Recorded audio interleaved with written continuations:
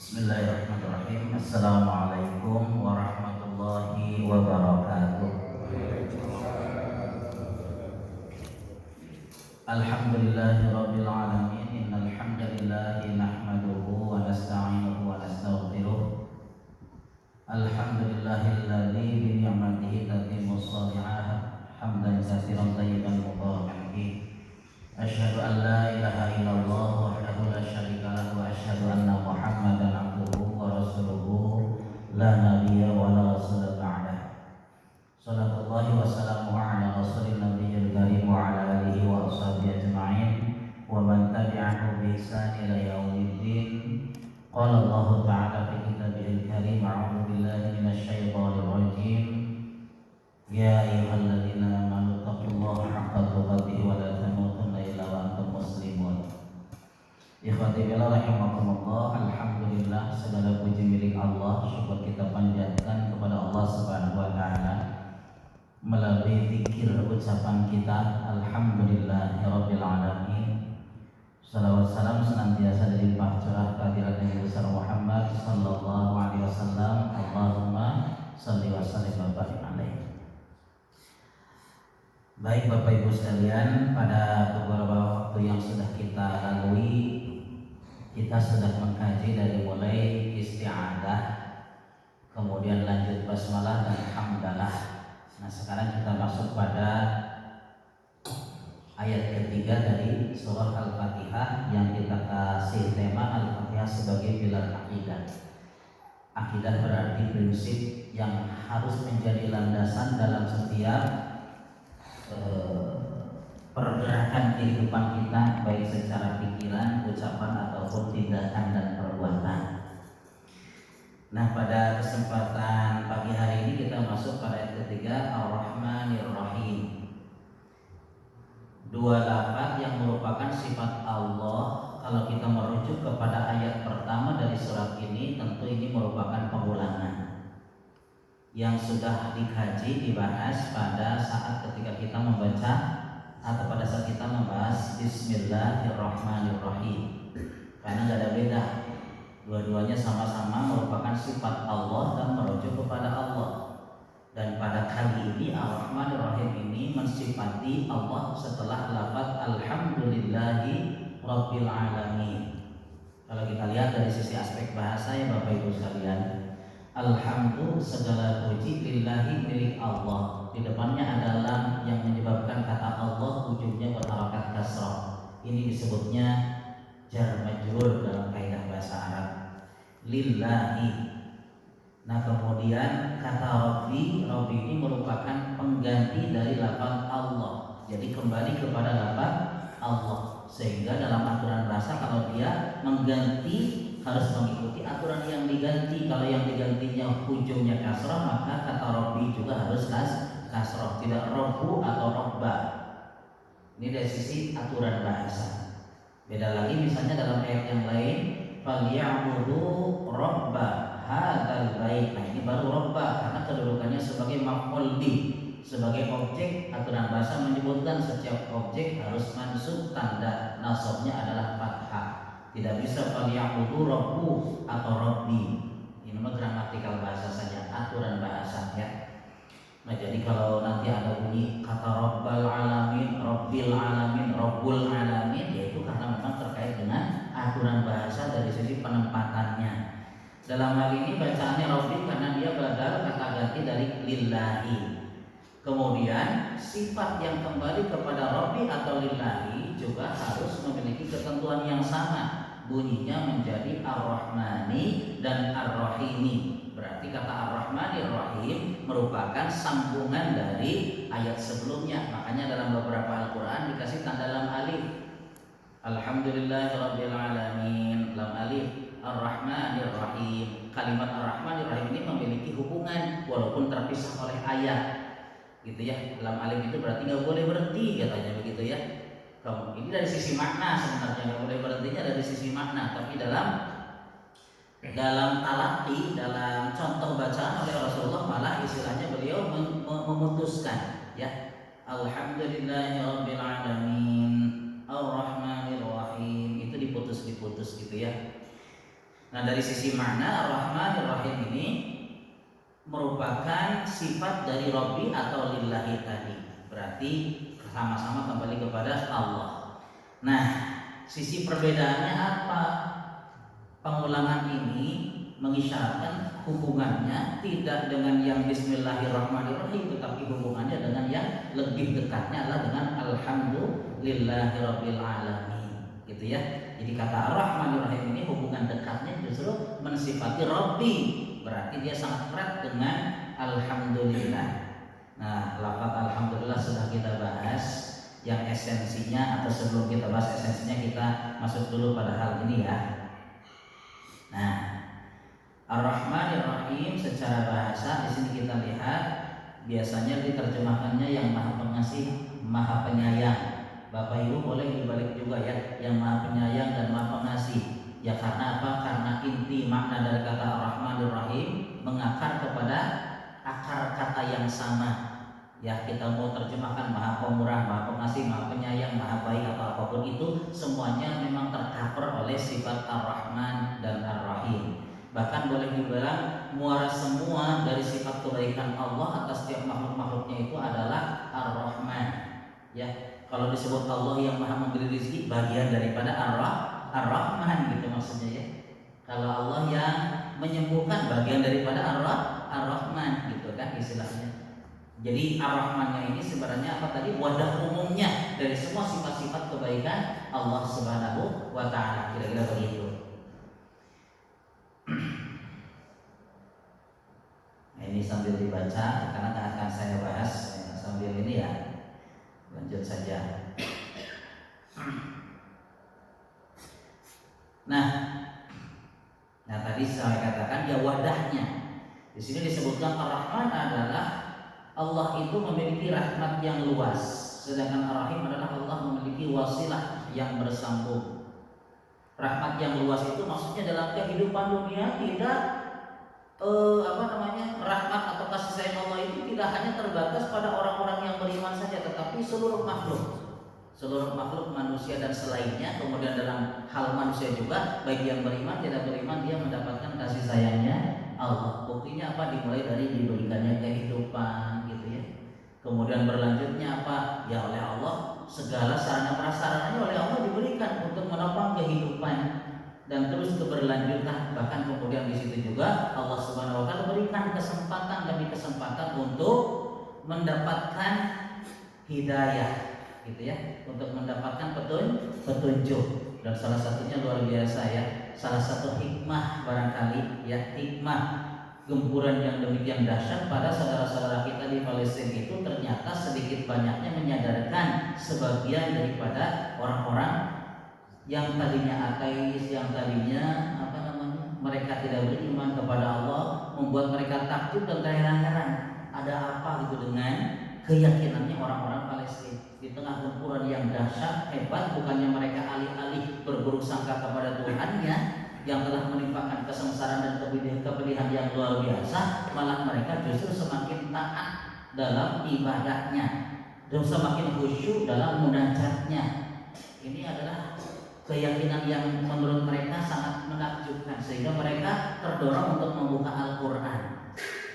Dan salah satu testimoni dari seorang YouTuber yang tadinya perempuan, saya lupa namanya ya, habis begitulah namanya, orang barat itu sampai mengatakan 25 tahun saya membaca Injil tapi tidak memberikan efek apapun, kejenuhan bahkan kemudian keengganan. Tetapi baru 10 halaman baca Al-Quran, lagi-lagi dibacanya bukan ayat-ayat huruf-huruf Arabnya ya, dia baca terjemahnya langsung terbangun ikatan, karena mungkin dia didorong dengan hati yang tulus gitu. Dan yang dia baca adalah pada saat memasuki surat Al-Baqarah ayat 155. Ada yang hafal? Ini mungkin kalau saya bunyikan ada sebagian hafal ya. وَلَنَبْلُوَنَّكُمْ بِشَيْءٍ مِنَ الْخَوْفِ وَالْجُوعِ وَنَقْصٍ مِنَ الْأَمْوَالِ وَالْأَنْفُسِ وَالثَّمَرَاتِ وَبَشِّرِ الصَّابِرِينَ. Langsung dia berlinang air mata saat membaca terjemah ayat ini. Dan sungguh benar-benar kami menguji kalian dengan sedikit ketakutan, katanya, walju kelaparan, wa nafsi minal amwal, kekurangan harta, kekurangan jiwa, wa basyiris sabirin, dan berikanlah kabar gembira bagi orang-orang yang sabar. Dia kelihatan pada saat memberikan testimoni itu berlinang air mata hanya baru membaca terjemahan. Nangis dia.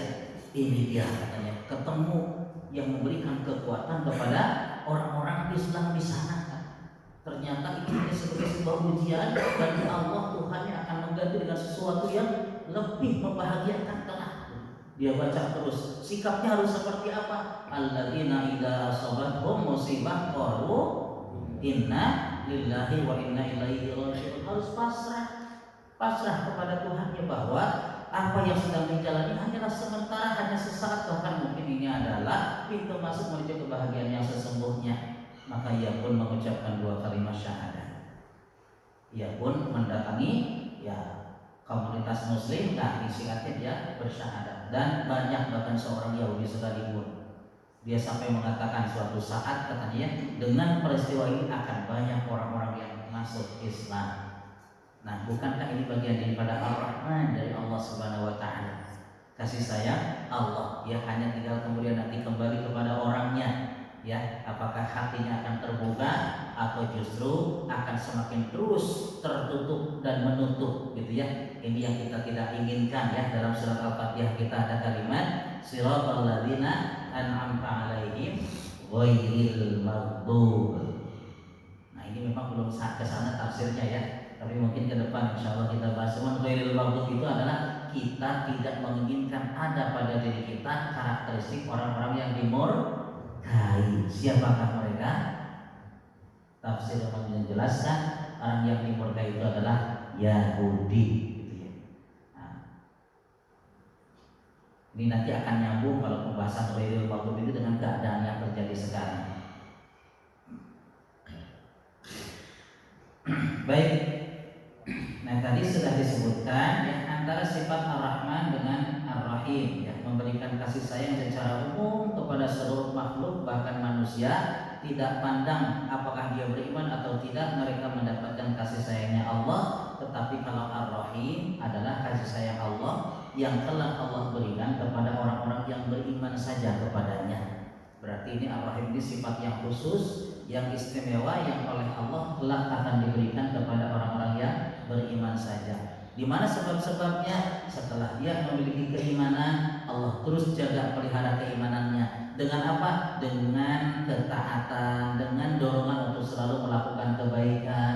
Dan mudah-mudahan keberadaan kita saat ini juga bagian daripada Allah hendak memberikan kelak pada hari kiamat sifat Ar-Rahimnya kepada kita semua.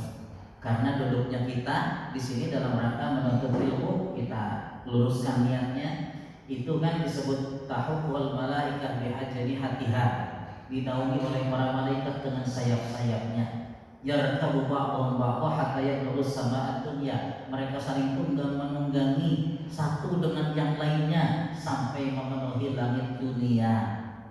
Mim mahabbatihim lima yasna, karena mereka sangat senang dengan apa yang sedang kita perbuat, yaitu dalam rangka menuntut ilmu. Hal ini mengisyaratkan betapa besarnya dan tinggi derajatnya orang-orang yang menuntut ilmu. Jadi kita luruskan niat kita di sini dalam rangka menuntut ilmu, insyaallah.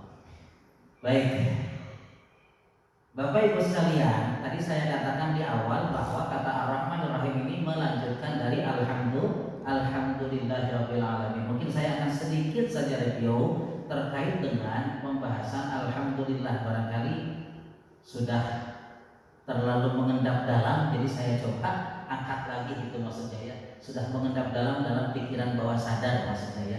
Tapi kalau kemudian saya sentil, gitu ya, ternyata langsung oh iya itu berarti memang sudah tersimpan di pikiran bawah sadar, bukan hilang maksudnya, ya.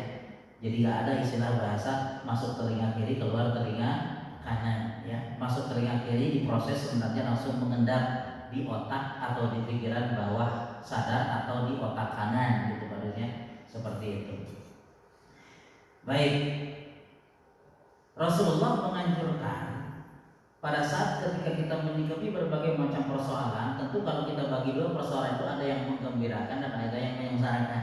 Tetapi tetap dianjurkan kita untuk selalu menunjukkan sikap alhamdulillah. Saat mendapatkan hal-hal yang menyenangkan, katanya, ya, kita dianjurkan untuk mengucapkan alhamdulillah alladzi bi ni'matihi tatimmus shalihat. Segala puji milik Allah yang dengan nikmatnya ini maka segala sesuatu kebaikan menjadi sempurna.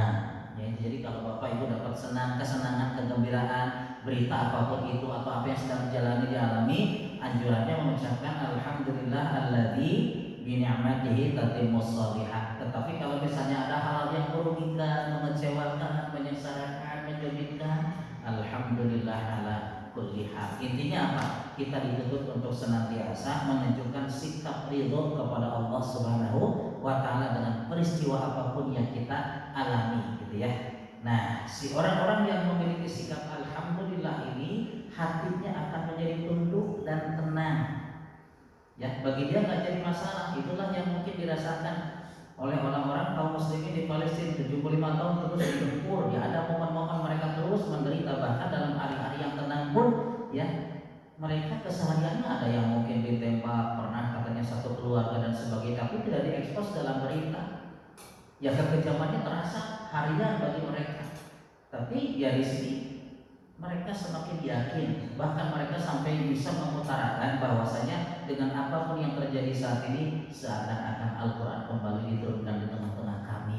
Ini ujian dari Allah Subhanahu wa taala. Sejatinya mereka itu sedang berada di taman-taman surga, bahwa kematian siap datang kepada mereka setiap saat, sehingga mereka terus berada dalam kesadaran keimanan dan berharap keridhaan Allah Subhanahu wa taala. Ini hati yang tenang. Lisannya senantiasa menunjukkan pujian kepada Allah. Makanya tadi dalam hal-hal yang menyulitkan, menyengsarakan, membuat mengecewakan, tetap dia mengucapkan alhamdulillah ala kulli hal. Ya, segala puji milik Allah atas segala sesuatunya. Ya, bahasa Inggrisnya katanya alhamdulillah for everything. Nah, begitu katanya ya Pak ya. Kemudian anggota badannya juga menunjukkan ketaatan dan kepatuhan. Tuntunan tetap dilaksanakan, baik yang wajib ataupun yang sunnahnya, begitu ya. Nah, kemudian sikap orang yang alhamdulillah adalah satu, ini hanya mengingatkan apa yang sudah disampaikan pada bulan yang lalu ya. Kepada Allahnya selalu berprasangka baik, ya, berprasangka baik apapun, ya. Karena apa? Karena inilah yang ditekankan oleh Nabi, oleh Rasulullah. Kalau kita memang harus sesuai dengan sunnah Nabi, maka apapun yang menimpa kehidupan kita, kita kepada Allah harus berhusnudzon. Beliau bersabda, la yamutanna ahadukum illa wa yuhsinu dhanna billahi azza wa jalla. Tidak pantas seseorang di antara kalian mati melainkan dalam keadaan bersikap baik atau berprasangka baik kepada Allah Subhanahu wa taala. Karena ini adalah kunci menuju janji-janji Allah. Kuncinya adalah husnullah. Allah yang Allah inginkan itu adalah bersikap husnullah. Makanya Ar-Rahmanir Rahim ini ya, tadi kan motivasi beramal dibangun di atas landasan prasangka baik kepada Allah. Karena amal-amal kita menjadi nonsen, menjadi tidak ada apa-apanya, tidak ada nilai di hadapan Allah kalau sambil kita kayak gini misalnya ya. Mau ke masjid ngapain? Mau ada taklim, siapa Ustaz Anu katanya mau taklim, datanglah dia. Pas datang ke masjid Ustaznya nggak datang, gitu ya. Wah, katanya udah jauh-jauh datang, udah nah gitu kan ya. Padahal kehendak Allah Ustaznya tidak datang. Ya, mungkin karena dia kemacetan atau mungkin ada hal-hal lain gitu ya. Nah, dia kemudian menyesalkan kedatangannya, udah mengorbankan ini itu segala macam gitu. Pada akhirnya orang yang ridho, yang ikhlas datang ke masjid, walaupun tidak ada ilmu yang didapat, tapi dia tetap memperoleh bahan. Tapi yang begitu tadi kira-kira dapat nggak ya? Yang begitu tadi yang misalkan jalan capeknya, udah sengaja bangun pagi-paginya, oh pokoknya segala disesalkan, kira-kira dapat pahala nggak ya Bu? Nah ini ruginya gitu ya. Sama-sama pergi ke masjidnya, sama-sama mungkin sebut saja sekarang kan lagi zaman-zaman apa pengajian di Al-Jabar gitu ya. Al-Jabarnya oke, hebat, bagus gitu ya. Indah, tapi proses perjalanan ke sananya akan perlu perjuangan, jalan kecil gitu segala macam ya. Nah, jadi maksud saya bahwa ketika kita menyesalkan suatu kebaikan yang sudah kita jalani, yang sudah kita tempuh, yang sudah kita lakukan, maka akan melunturkan, bahkan kemudian menghilangkan nilai-nilai yang tadinya sudah dijanjikan oleh Allah Subhanahu wa taala. kesalahan ini masalahnya dia tidak membangun segala sesuatu di atas prasangka baik kepada Allah. Bukankah yang menghendaki terjadinya hal-hal yang mungkin tidak diinginkan itu adalah Allah, kehendak Allah Subhanahu wa taala. Nah, dalam kehidupannya selalu bersikap positif. Ini sudah tercover dengan apa yang saya jelaskan tadi, dan senantiasa menunjukkan amal-amal yang baik gitu ya. Jadi ini kunci orang yang sikapnya alhamdulillah kepada Allah husnuzan, dalam kehidupannya selalu bersikap positif, menilai dalam sudut pandang yang positif gitu ya, dan kemudian dalam amalnya juga senantiasa komitmen berbuat kebaikan. Nah, jadi hikmah Ar-Rahman dan Ar-Rahim ya, ini mengikatkan kembali dari mulai ayat-ayat Al-Fatihah. Pada lafaz basmalah itu sebagai motivasi untuk selalu menghubungkan setiap aktivitas dan perbuatan dengan Allah demi meraih kenikmatan dunia dan keberkahan akhirat. Jadi kalau dalam lafaz basmalah kita selalu baca Bismillahirrahmanirrahim, ada kata Ar-Rahman, ingin agar setiap proses yang kita jalani jadi kebaikan di dunia ya, menenangkan, menenteramkan, menyamankan gitu ya, membahagiakan. Maka Bismillahirrahmanirrahim ya, jadi jalan apa namanya ya, nikmatnya kita dan kemudian sehatnya kita begitu ya, sehatnya kita. Nah, kemudian juga jadi berkah akhirat. Karena apa? Karena tanpa Bismillahirrahmanirrahim apa yang kita makan berkahnya diambil syaitan, gitu kan? Diambil syaitan berarti kita nggak dapat kebaikan Allah nanti di akhirat. Bahkan kemudian dari setiap asupannya juga menjadi dosa bisa jadi ya, karena tidak diiringi dengan rasa ya pengagungan kepada Allah yang telah memberikan. Gak ada bedanya dengan mereka orang-orang yang tidak beriman.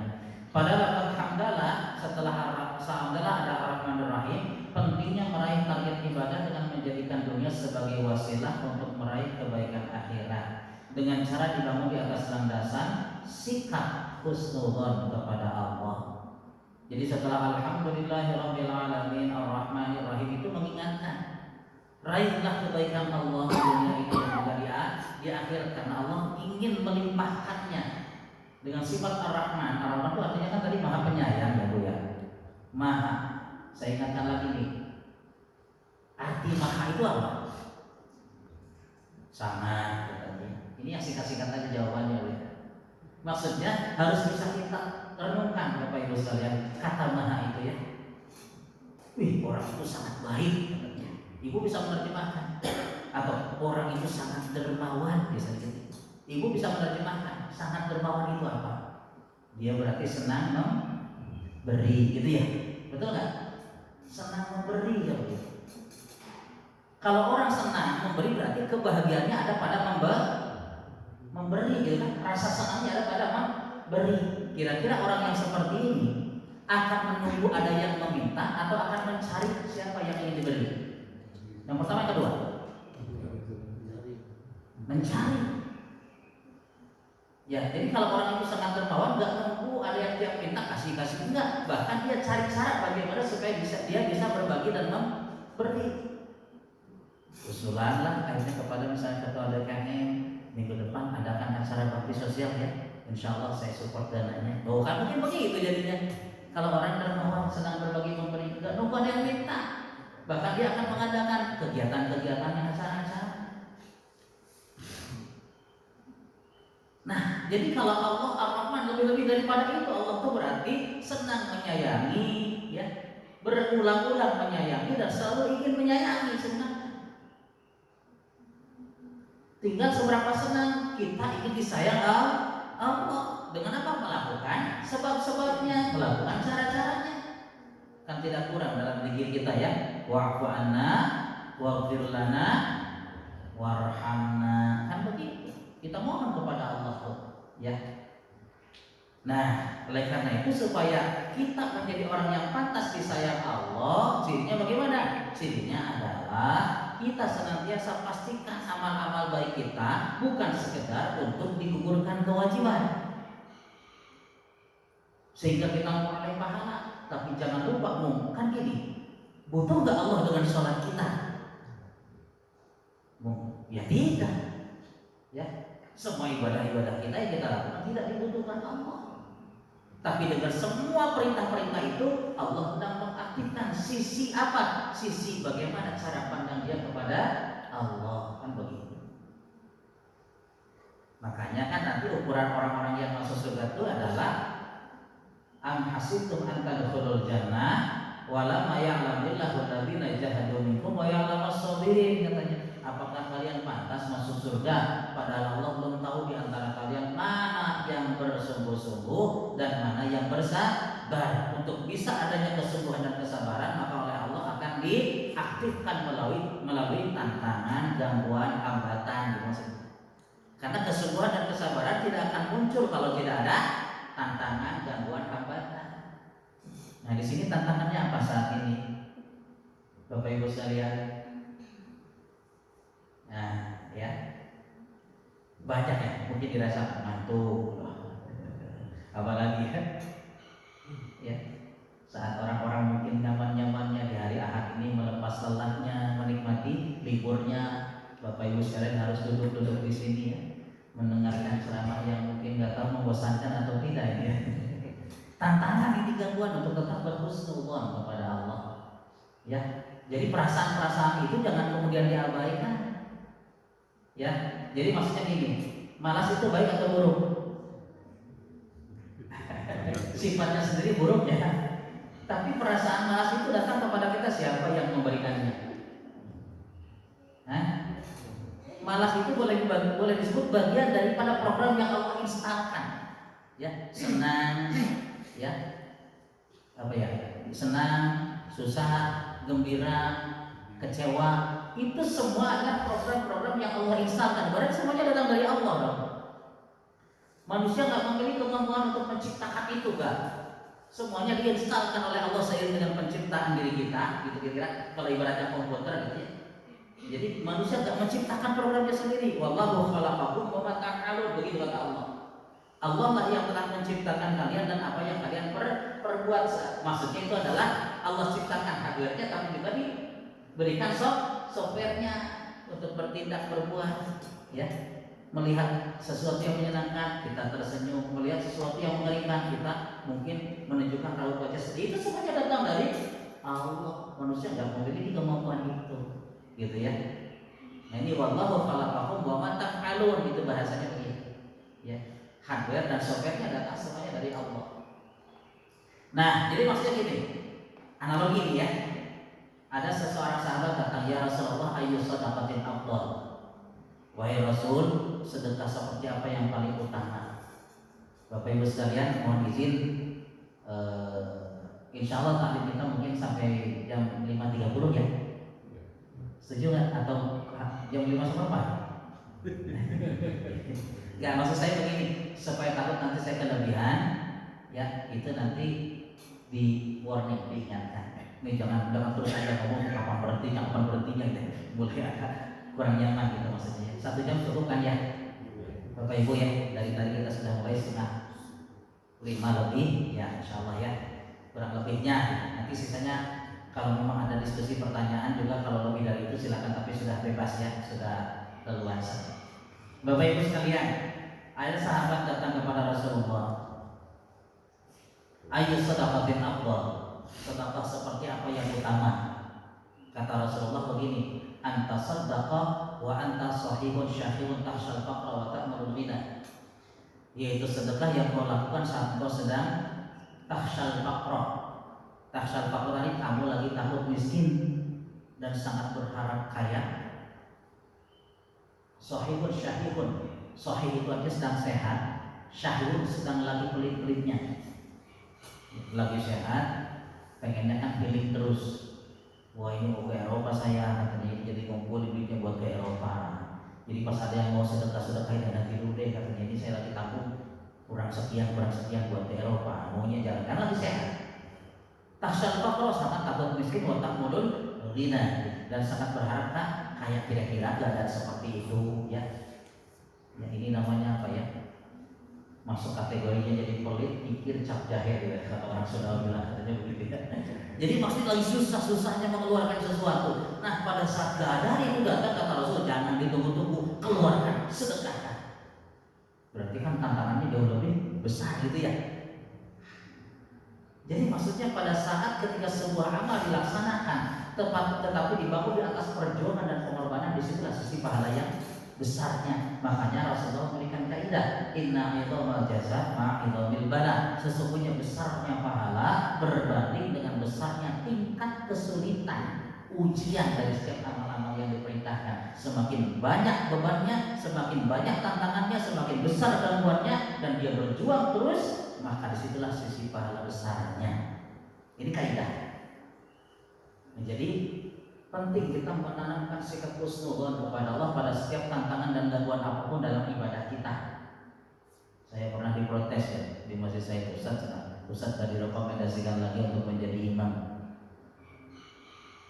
Kenapa saya bilang gitu? Protes jemaah. Kenapa? Bacaannya banyak panjang. Padahal kayak tadi panjang nggak kira-kira. Saya cuma baca 3 ayat. Dalam setiap rakaatnya nggak lebih dari sabihis, bahkan tidak lebih dari al-qari'ah mungkin lah bacaan saya itu. Cuman mungkin karena asing barangkali ya, jadi kesannya seperti dianggap panjang. Yang ngerti mah ada yang ngerti gitu ya. Bacanya panjang-panjang karena asing. Kan mau bacanya panjang, mau bacanya pendek sama aja kan sholat mayat katanya begitu. Sama aja sholat mah 2 rakaat subuh gitu. Kalau saya subuh memang sedang tidak panjang, kenapa? Sesuai dengan perintahnya kok. Salat subuh dalam Al-Quran disebutnya apa? Quranul Fajri. Qurannya di waktu fajar. Artinya yang menjadi identitas salat subuh itu adalah yang paling menonjol adalah Qurannya di masjid. Ya kalau Al-Fatihah kan cuma 7 ayat, berarti bacaan surat-surat itulah yang menjadi identitas salat subuh itu. 2 rakaat memang, tetapi sunnah atau menurut Al-Qur'annya anjurannya adalah dengan membaca ayat-ayat yang panjang. Sebenarnya begitu. Nah kemudian ya sudah, nggak apa-apa kalau begitu ya. Cuman jadi sayangnya begini gitu ya. Mereka menganggap sama, padahal tadi nilainya bukan menggugurkan kewajiban, tetapi nilainya adalah satu ya, dengan membaca ayat yang panjang kita lebih banyak mendengar bacaan Al-Qur'an yang pada setiap hurufnya oleh Allah dikasih 10 kebaikan pahalanya, betul lah. Kan semakin banyak mendengarkan bacaan Al-Quran, semakin banyak juga nasihat Allah yang diperdengarkan. Artinya banyak kebaikan dalam hal itu. Dan setiap orang ketika dihadapkan dengan imam-imam yang seperti ini, itu malah jadi ujian. Jangan menggerutu terhadap imamnya ya, tetapi ya Allah, alhamdulillah kau utus kepada kami seorang imam dengan bacaan yang panjang ini. Semoga engkau jadikan setiap firman-firman itu nasihat untuk hati kami. Dia husnudzon. Jadi alih-alih berprasangka buruk kepada Allah, lebih baik husnudzon. Karena husnudzon itu ya ini maksud saya, kajian Ar-Rahmanir-Rahim itu targetnya seperti itu, gitu maksudnya. Kita harus mulai berdamai dengan diri kita sendiri yang mana ada sisi-sisi hubud dunianya gitu maksudnya ya. Karena kalau dunia itu ingin aman, nyaman, tentram, ya tidak mau terganggu zona nyaman kita itu dunia. Tapi kalau akhirat justru sebaliknya, ya merebut, merampas zona nyaman kita akhirat itu. Nah makanya jangan sampai kita beramal akhirat tetapi menggunakan cara pandang dunia, sia-sia, sayang gitu maksudnya ya. Nah makanya ini penting kita memahami kaidah-kaidahnya. Tapi ada juga yang paham gitu, orang yang tua gitu ya, dia mah nggak protes, tetap aja alhamdulillah, nggak masalah bagi saya. Kalau saya tidak kuat berdiri, imamnya panjang, tinggal duduk, begitu kan? Istilahnya seperti itu. Tapi dia tetap husnudzon. Saya pernah menjadi imam Idul Adha, khatib selesai kata besar, malam datang ibu-ibu sengaja kan, ya, yang biasanya jamaah Idul Adha, maksudnya jamaah Idul Fitri Idul Adha ya, Lebaran gitu ya, kan luas ya, maksudnya di lapangan gitu ya. Yang paling dekat kan saya berarti kan dengan yang bapak-bapak. Tapi ada ibu-ibu duaan datang sengaja, berarti jauh-jauh ada mendekat ya. Ustaz, alhamdulillah katampi katanya ya, ceramahnya muhanyaka. Saya kaget ada muhanyakannya. Tahu ya Bapak Ibu? Sholatnya panjang-panjang melewat begitu. Jadi datang menghampiri itu hanya sekedar untuk protes. Saya tanya, Bu, kata Ibu tadi sholat, selesai. Aduh, muhanyaka seperti itu. Ibu sholatnya selesai, gitu kan? Semuanya selesai, tapi sikapnya tidak menerima itu sih dalam hati maksud saya gitu kan nggak disampaikan ke ibu itu. Jadi ini yang penting cara pandang kita. Ya ini yang dipesankan oleh Alhamdulillahirabbil alamin Ar-Rahmanir-Rahim gitu ya. Nah kita lihat Bapak Ibu sekalian sebagai satu contoh nih ya. Kita sering berdoa Rabbana atina fid dunya hasanatan ya. Ini Bapak Ibu ya. Perhatikan, kita seringnya memutus di sini ya. Diputus Rabbana atina fid dunya hasanah wa fil akhirati hasanah wa qina adzabannar. Doa kita diputus-putus seperti itu, enggak masalah. Enggak masalah. Yang penting pemahamannya jangan diputus. Jangan diputus maksudnya gini lihat ya. Kata hasanatan kata waw itu harus idgham, artinya melebur dan menyatu. Ya, menyatu. Ini dalam pemahaman saja. Kalau dalam berdoa silakan diputus ya. Tapi pemahaman jangan diputus. Ya Allah berikanlah kepada kami kebaikan di dunia. Pasti tadi saya katakan kalau sudah kita berbicara kebaikan dunia, nukaros, nukahatos, ya sesuatu yang menyenangkan, menggembirakan, bernilai positif. Ya, berarti alih-alih kita dapat sakit kita pengennya sehat. Kalau sakit berarti buruk ya. Oke, kebaikan dunia. Nah, tapi ternyata batasannya adalah wafil akhirati hasanah. Maksudnya bahwa kebaikan dunia itu harus terhubung dengan kebaikan akhirat. Karena dikasih sehat tidak akan berguna dan tidak bermanfaat, bahkan mungkin akan menjadi petaka buat kita kalau kita tidak memanfaatkan nikmat sehat untuk ketaatan. Betul nggak? Iya. Berarti kalau gitu, ya Allah berikanlah kepada kami kebaikan di dunia. Saat sakit ingin sehat, dengan sehat itu akan menjadi maksimal ibadah itu wafil akhirati hasanahnya. Tetapi kemudian oleh Allah dikasih sakit. Kira-kira Rabbana atina fid dunya hasanatnya dikabulkan enggak? Hah? Dikabulkan enggak? Nah ini gitu maksudnya. Kalau kita sambung dengan wafil akhirati hasanah, yang intinya apa? Ya Allah berikanlah kebaikan di dunia. Kebaikan apa? Kebaikan apa saja yang menjadi sebab mencapai kebaikan akhirat. Oleh Allah rupanya diujilah dengan sakit. Nah akhirnya dengan sikap Rabbana atina fid dunya hasanah, ketika diuji dengan sakit kita terima sakitnya dengan kesabaran. Karena apa? Karena sakit yang diterima dengan kesabaran itu menjadi penghapus penggugur dosa. Berarti jadi kebaikan akhirat, betul nggak? Jadi kata Rabbana atina ini gitu apa? Rabbana atina fid dunya hasanah dan seterusnya ini pesan intinya apa? Pesan intinya adalah hendaklah kita membangun sikap tawakal kepada Allah dengan apapun yang Allah berikan dalam kehidupan ini, itu istilahnya. Jadi jangan terlalu fokus kita pada sesuatu yang aman, nyaman. Karena dengan aman, nyaman juga belum tentu jadi kebaikan. Bahkan mungkin kita banyak lebih dekat dengan Allahnya ketika kita sedang sulit, betul nggak? Malah kalau begitu dengan sulit itu Allah sedang memberikan kebaikan. Saya kemarin, Ustaz sebenarnya saya mau makan. Udah makan, bacanya apa doanya? Allahumma barik lana. Oh ya udah, saya terusin baca. Allahumma barik lana fima razaqtana wa qina adzabannar. Ya Allah berikanlah keberkahan kepada kami dari apa yang Engkau telah rizkikan kepada kami dan hindarkan kami dari siksa neraka. Tapi setelah makan tiba-tiba sore-sore sakit perut berkelanjutan dan usah menyalingit dari kumaha itu. Pak sudah Allah barik lana bima razaqtana wa qina adzabannar. Ibu, ya, ini persoalan pemahaman Bapak Ibu sekalian. Tadi Ibu closingnya dengan apa doanya? Wa qina adzabannar. Minta dihindarkan dari siksa neraka, betul nggak? Oke. Nah, siksa neraka bisa dihindari kalau orang itu dapat ampunan. Ampunan itu berarti penghapusan dan pengguguran atas dosa. Jadi kali ini melalui makan ibu dibikin sakit karena Allah ingin mengampuni dosa. Berarti itu pengampunan dari wakina ada benar. Betul nggak? Ya, jadi intinya adalah dengan apapun yang Allah kehendaki terjadi pada kehidupan kita sudah husnuzan. Karena dari semua sisi, dari semua jalan Allah hendak apa? Allah hendak memberikan kebaikannya. Itulah rahmat. Gitu ya. Oke, sudah. Nah, berikutnya ini sebagai satu contoh atau kita langsung ini aja ya. Ini nanti dikaji pada.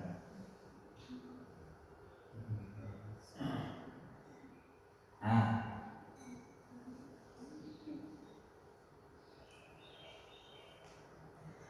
man kana yuridul hayata dunya wa zinataha nuwaffi ilaihim a'malahum Barang siapa yang menghendaki kehidupan dunia dan segala aksesorisnya, pernak-perniknya, katanya kami sempurnakan atau kami berikan mereka balasannya di dunia itu dengan sempurna. Jadi intinya bahwa siapapun yang orientasi hidupnya untuk mengejar target-target dunia, oleh Allah akan diberi. Ya. Tapi orang-orang yang seperti ini nantinya di akhiratnya nggak akan mendapatkan apapun. Ini nanti bisa compare dengan surat Al-Isra 18 ya. Maka yuridul ajilata, barang siapa yang menginginkan kehidupan yang disegerakan yaitu segala macam kenikmatan dunia, Allah akan berikan itu. Ya. Ajalna lahu fiha ma nasya, kami berikan. Kami segerakan apa yang diinginkannya bagi siapa yang kami kehendaki, ya. Liman nuridu, bagi siapa yang kami kehendaki sebatas apa yang kami kehendaki. Tetapi orang yang orientasi seperti ini selalu nanti kelak terancam pada kehidupan akhiratnya. Tsumma ja'alna lahu jahannam yaslaha madmuman madhura. Kemudian kami akan menjadikan bagi mereka neraka jahanam yang akan mereka masuki madmuman madhura, dengan keadaan terhina dan terusir, katanya begitu. Nah, ini konsep orang yang hidupnya ingin mengejar target dunia. Nah, kita lihat kalau akhirat bagaimana? Kelanjutannya ini sebenarnya Bapak Ibu sekalian. Kalau kita ingin akhirat, cara kerjanya begini Bapak Ibu. Wa man aradal akhirata wa sa'alaha sa'yaha, dan barang siapa yang menghendaki kehidupan akhirat, wa sa'alaha, ya, dan dia berusaha untuk meraih akhirat tersebut. Kalimat sa'alaha mengisyaratkan konsep untuk mengejar akhirat itu harus sesuai dengan apa yang akan menjadi sebab kebaikan akhirat. Jangan sampai konsep mengejar akhirat dengan cara pandang dunia, begitu maksudnya. Karena dengan cara pandang dunia, akhirnya ingat sekali lagi, amal-amal akhirat itu merebut, merampas, merenggut semua zona nyaman kita, Bapak Ibu sekalian. Ya, silahkan scroll WA setengah jam, gak akan bosan. Baca Quran baru 3 ayat, 7 ayat sudah muaknya berapa kali. Betul nggak Bu? Betul nggak Bapak? Ya, wah lagi baca WA terus setengah jam sampai mau gaya dan sebagainya. Lagi capek-capek aja nggak jenuh. Tapi baca Quran baru 7 ayat, sehingga 7 ayat yang dibaca 3 kali muak dia. Ya sudah mulai ngantuk dan sebagainya. Oke, kenapa bisa seperti itu? Nah, ini nanti lah pembahasannya. Wasa'ala saya wa huwa mu'min, dan dorongan kenapa dia bekerja keras untuk mencapai beramal akhirat, rela di waktu malam, ya, apa namanya, ngantuknya, letihnya, lelahnya, capeknya, dinginnya, hoream, malasnya, itu semua dia lawan. Karena apa? Dia yakin bahwa apa yang Allah janjikan jauh lebih besar dari sekedar pengorbanan rasa ngantuk, ya. Bahwa dikatakan sa'yu masyhur, dan ternyata yang dibalas oleh Allah itu bukan hasil yang sudah kita laksanakan, Bapak Ibu. Yang oleh Allah dibalas itu adalah maka mereka itu orang-orang yang usahanya dibalasi dengan baik. Ini bahasa terjemah ya. Usahanya itu disyukuri oleh Allah. Kata masyhur itu seperti itu. Jadi kalau begitu bukan hasil kerjanya, tetapi prosesnya lah yang akan menjadi landasan diberikannya pahala oleh Allah. Dan disyukuri berarti ini terkait dengan sifat syakur yang sudah kita bahas. Ya, Allah itu maha mensyukuri. Apa arti maha mensyukuri? Satu, Allah itu senang memberi pahala dengan berlipat. Amal-amal yang kecil sedikit ingin diberikan pahala yang besar dan banyak, itu satu. Yang kedua, setiap amal-amal itu oleh Allah dijadikan penggugur dan penghapus dosa. Dan yang ketiga, setiap amal yang kita kerjakan menjadi sebab oleh Allah diberikannya nikmat. Itulah sifat syakurnya Allah. Nah, orang yang disyukuri oleh Allah itu satu, amal-amalnya itu nanti prosesnya menjadi pahala. Tadi kan saya katakan sesungguhnya besar pahala yang Allah berikan nanti berbanding dengan tingkat ujian. Di dalam ujian semakin sulit dan dia semakin tegar dan sabar, maka dia semakin besar pahalanya. Ini prinsip akhirat ya. Jadi beramal untuk akhirat, berusaha dengan sungguh-sungguh, beriman dan meyakini konsepnya, dibalas sesuai dengan kesungguhan amalnya. Nah, Bapak Ibu sekalian, umur kaifa fadlana, jangan heran. Orang yang menginginkan dunia, orang yang menginginkan akhirat, sebenarnya ada satu ayat yang sudah saya cantumkan, yaitu ayat 20 ya. Ayat 20 itu istilahnya, ini konsep lagi nih, yang saya sebut nih. Ayat itu, kullan namidu haula wa haula min ata'i rabbik wa ma kana ata'u rabbika mahdura. Setiap orang yang menginginkan target dunia, setiap orang yang atau setiap golongan yang ingin mencapai target dunia dan setiap golongan orang yang ingin mencapai target akhirat, kullan numiddu, kata Allah, setiap golongan ini dan golongan itu kami bantu min ata'i rabbik, sebagai bentuk kemurahan kasih sayang dari Tuhanmu. Dalam arti jangan khawatir, maksudnya kalau kita sudah punya rencana, sudah punya niat untuk melakukan sesuatu, oleh Allah pasti dibantu, gitu maksudnya. Ini sesuai. Misalnya kan begini, aduh saya sudah begini nih usianya, tapi pengen hafalin surat Al-Baqarah. Jangan langsung ibu, bapak, saya mau udah hafal kotakan dia, selalu batas selamat. Jangan sampai suudzon terhadap diri sendiri. Ya, Allah sudah menjanjikan apapun kebaikan yang ingin dicapai, kami bantu, kata Allah. Ya, persoalannya adalah kita berprasangka baik saja kepada Allah, karena dengan niat saja yang diluruskan, dia sudah dapat. So, Bapak Ibu sekalian, sekarang berniat saya ingin menghafal Al-Quran pada sisa-sisa usia saya ini. Mulailah dari surat An-Nas, Al-Falaq, Al-Ikhlas, 10 surat terakhir, 15 surat terakhir, dan terus misalnya belum sampai 30 juz yang keburu wafat, tapi dicatatnya sebagai orang yang sudah hafal 30 juz. Gampang-gampang saja beramal mah. Ada yang pernah dengar bahwa Rasulullah pernah bersabda begini, innamad dunya li arba'ati nafar. Sesungguhnya dunia itu untuk 4 tipe manusia. Yang pertama, rajulun abdan, seorang hamba yang oleh Allah dikaruniakan ilmu dan harta. Pernah dengar ya? Pernah barusan. Orang yang dikaruniakan ilmu dan harta. Dengan ilmunya, dengan hartanya, dia tahu persis bagaimana cara mempergunakan hartanya. Dia pakai untuk ketakwaan, dia pakai untuk silaturahim, dia pakai untuk bersedekah.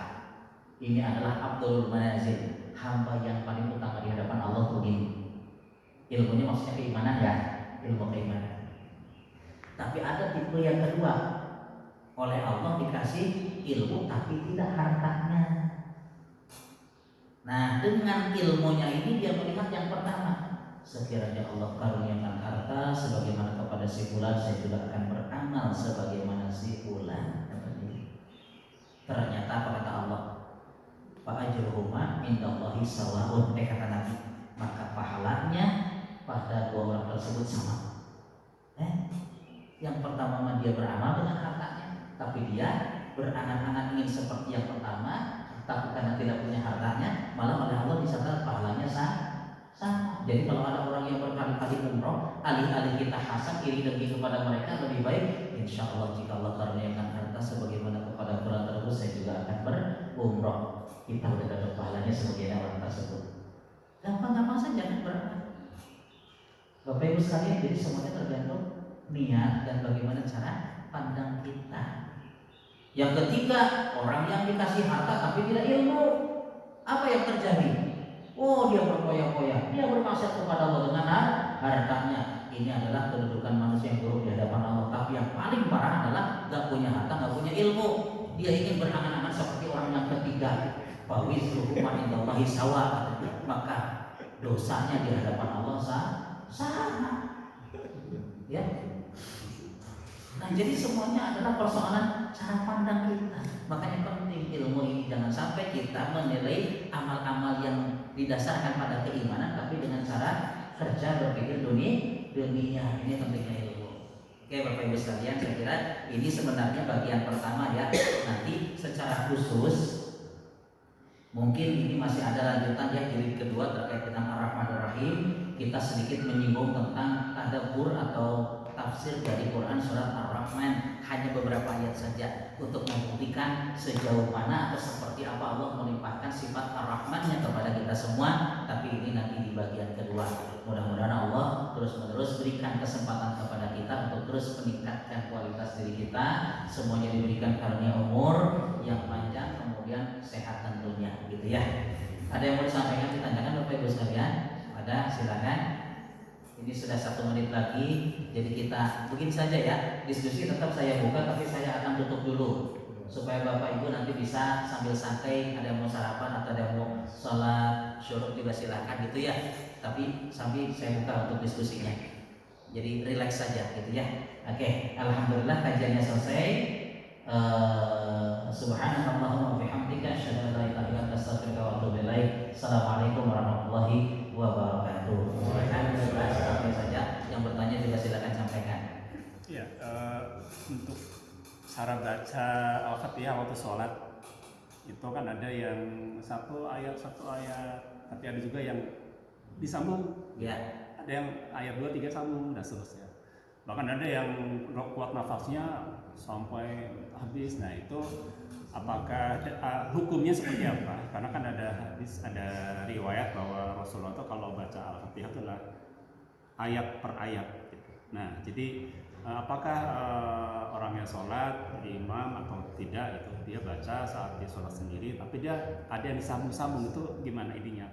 Sebenarnya aturannya seperti apa?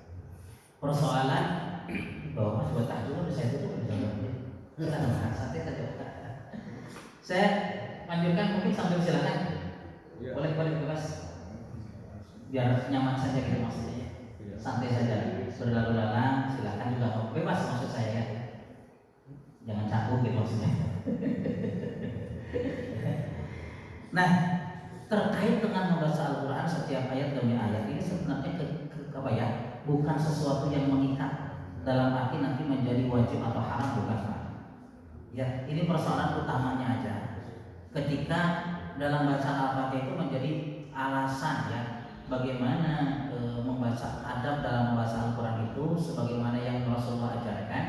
Nah, yang menjadi sampel itu kalau kami ya ketika mengajarkan Al-Quran bab tahsin ada 4 level tahsin Al-Quran, ada 4 level. Ketika mengajarkan yang keempat tentang bab waqaf dan ibtidah, cara berhenti dan memulai bacaan ya.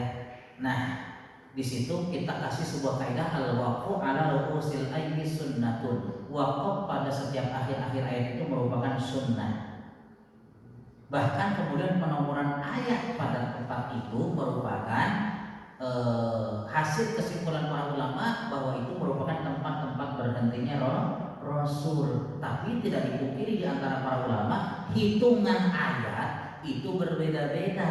Karena apa katanya? Karena terkadang Rasulullah membaca di ayat misalnya begini ya, amma yatasaalun 'anil naba'il 'azim alladzi hum fihi mukhtalifun. Berarti itu, tapi jangan terkadang juga amma yatasaaluna 'anil naba'il 'azim alladzi hum fihi mukhtalifun. Di sini nanti kebiasaan Rasul yang paling dominan mana sehingga membuat sahabat-sahabat sebenarnya itu 1 ayat atau 2 ayat. Nah gitu ya. Nah jadi perhitungannya itu karena terkadang Rasulullah memutus, tapi terkadang juga beliau menyambungkan. Tetapi pada bab Al-Fatihah ini yang selalu dijadikan contoh karena memang dalilnya kuat atau dalilnya memang yang ada dan sering dijadikan contoh bahwa anjuran untuk membaca Al-Quran itu adalah ayatan pa ayatan. Karena apa? Rasulullah ketika membaca ummul kitab alhamdulillahirabbil alamin tsumma yaqif. Kata Ibnu Mas'ud kalau tidak salah, kemudian beliau berhenti. Ar-Rahmanir Rahim tsumma yaqif. Kemudian beliau berhenti.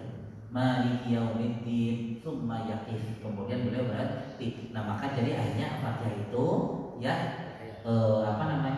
dijadikan landasan bahwa setiap akhir ayat dimanapun bacaan surat yang sedang dibaca itu diberhentikan sebagai sunnah.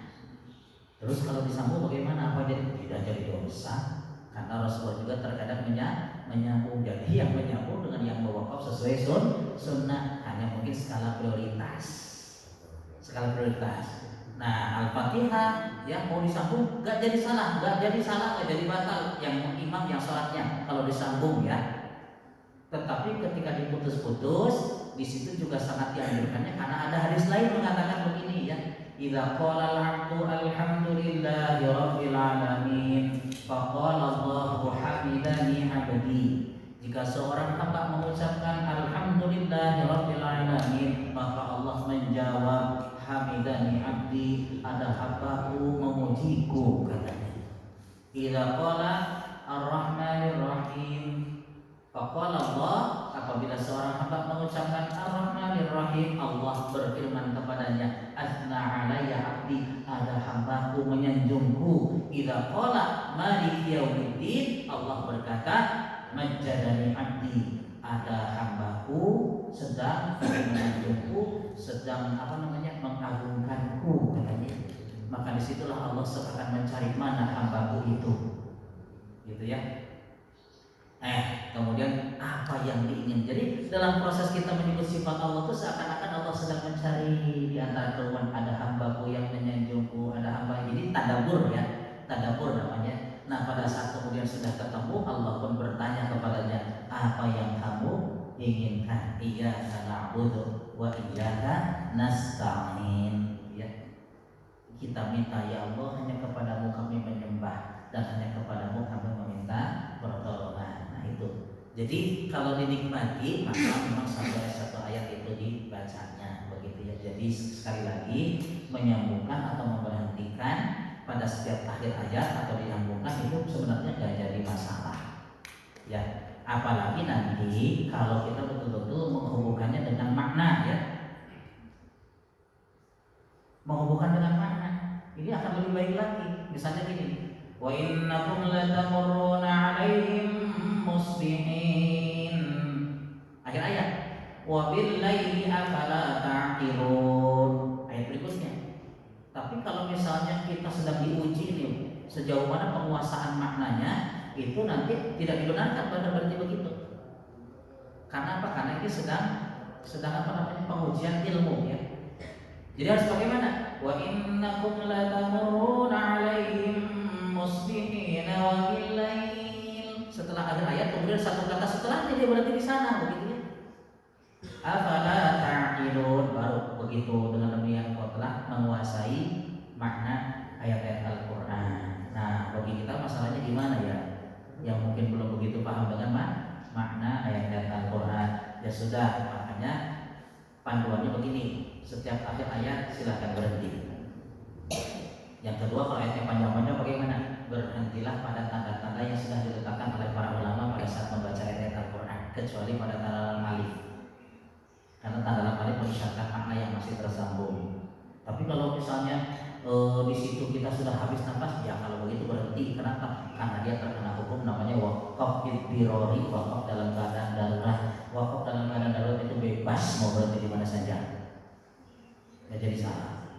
Nah kemudian yang berikutnya apa? Yang berikutnya jika di situ tepat berhentinya lanjutkan, tapi kalau tidak tepat berarti ulang 1-2 kata sebelumnya. Dari mana mulainya? Sesuai dengan yang dimampu, terserah. Karena kita mungkin nggak begitu paham dalam maknanya. Nah jadi begitu saja, ya. Jadi ada yang mau nyambung gimana? Sah. Ada yang memutus bagaimana? Sah, begitu ya. Di sini persoalan nanti kaitannya dengan keabsahan sholat, atau kemudian disertai dengan juga tadabbur dan penghayatan, begitu ya. Kayak misalnya kan gini, tadi kalau saya baca siratal ladzina an'amta 'alaihim, ada yang berarti itu ghairil maghdubi 'alaihim waladdallin, ya. Tapi ada yang memprotes, ya. Itu teh ghairil maghdubi 'alaihim berarti tidak boleh kata Pak, siratal ladzina an'amta 'alaihim itu tidak boleh berhenti di sana karena kata ghairi masih tersambung. Ya dari sisi makna tersambung, tapi kalau kita nggak mampu bacanya berhenti saja. Nah kebetulan kalau nafasnya masih sambung, ya lanjutkan karena dari sisi makna masih tersambung. Dan walaupun ada yang utama begini, tidak utama begini, kenyataannya para ulama yang sanadnya sampai kepada Rasul terkadang menyambungkan, terkadang juga memutus. Ini kan jadi masalah. Pertanyaannya sedikit tapi panjang lebar banget ya. Bapak Ibu sekalian, ada lagi yang mau didiskusikan? Ada apa? Silakan.